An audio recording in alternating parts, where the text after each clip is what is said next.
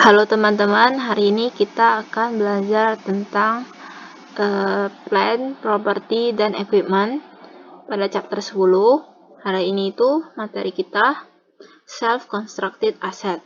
Nah, dalam melakukan pembangunan aset sendiri ini, kita akan melakukan kapitalisasi.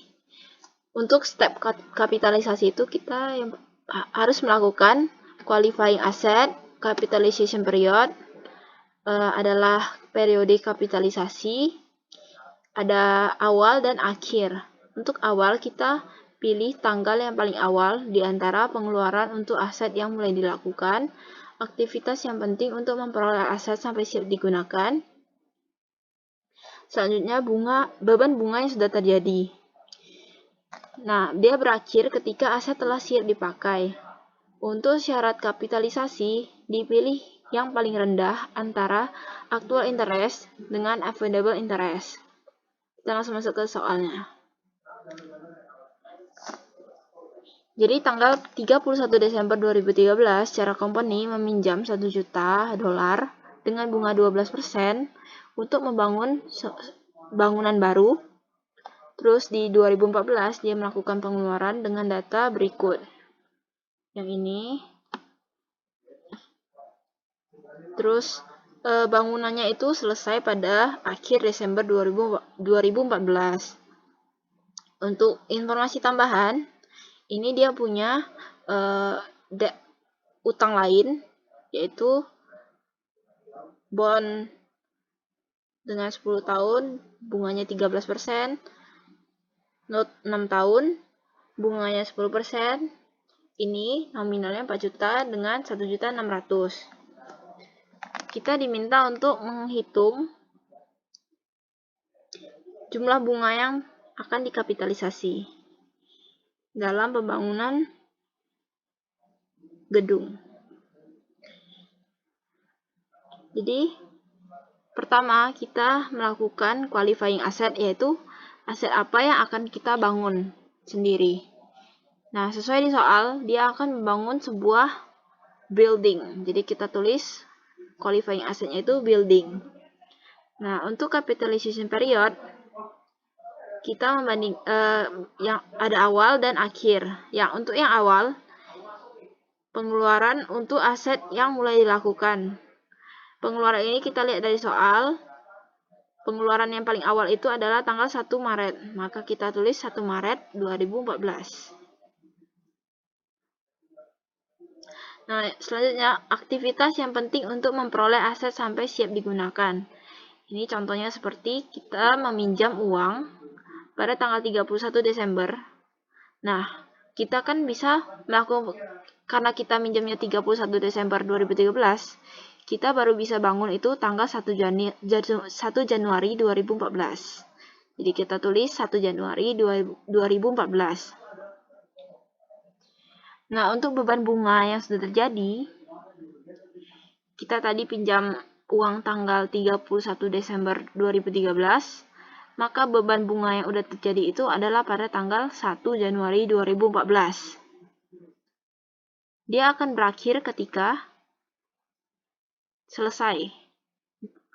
bangunan selesai dibangun, yaitu akhir dari Desember 2014. Kita tulis tanggal 31 Desember 2014. Jadi periode kapitalisasinya itu 1 Januari 2014 sampai 31 Desember 2014. Selanjutnya kita menghitung amount to capitalize.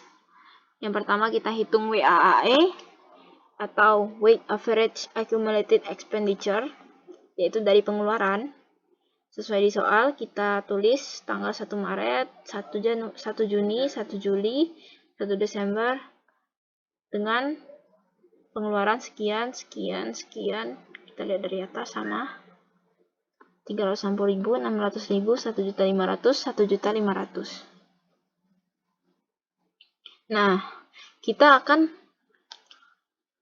total semua pengeluarannya itu kita dapatkan 3.960.000.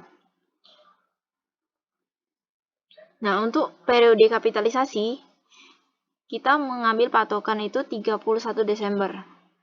Nah, untuk dari tanggal 1 Maret ke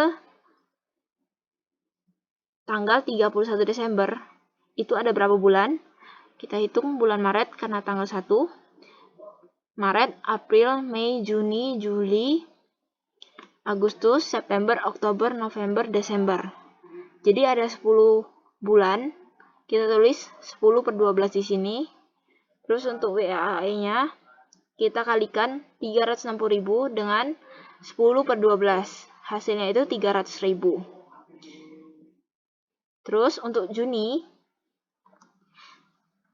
kita hitung Juni, Juli, Agustus, September, Oktober, November, Desember. Itu ada 7 bulan, jadi kita tulis 7 per 12, kita kalikan, kita dapat 350.000. Sama halnya kita lakukan pada tanggal 1 Juli dan 1 Desember. Kita dapatkan hasilnya 750.000 dan 125.000.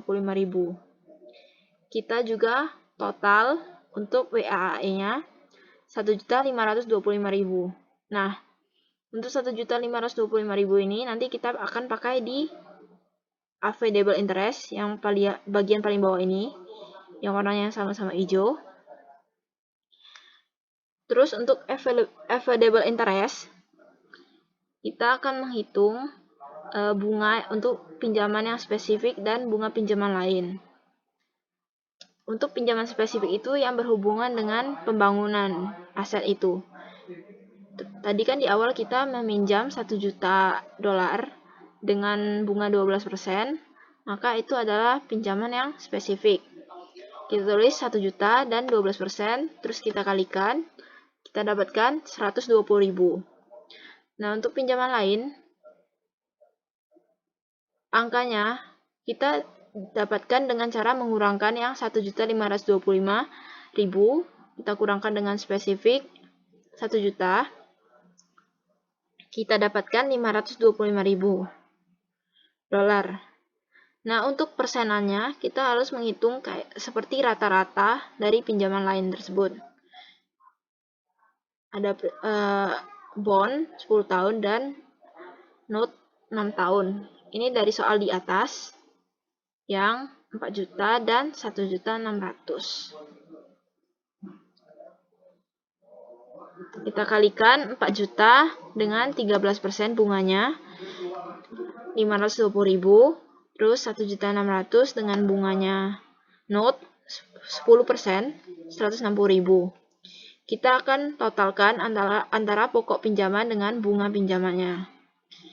Terus untuk mendapatkan persenannya, kita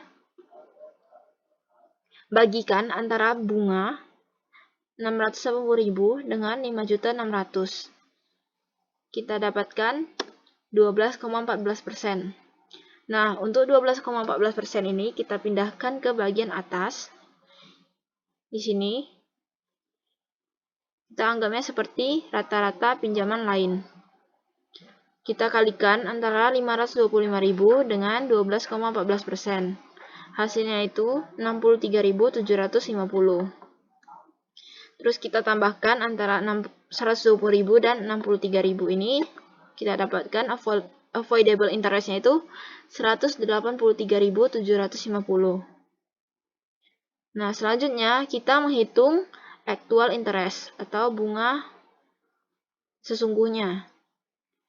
Jadi, kita gabungkan semua pinjaman yang spesifik itu yang di atas, pinjaman untuk membangun gedung 1 juta dengan bunga 12% dan pinjaman lain bond 13%. Amount-nya itu 4 juta dan note 10% 1.600.000. Kita kalikan masing-masing.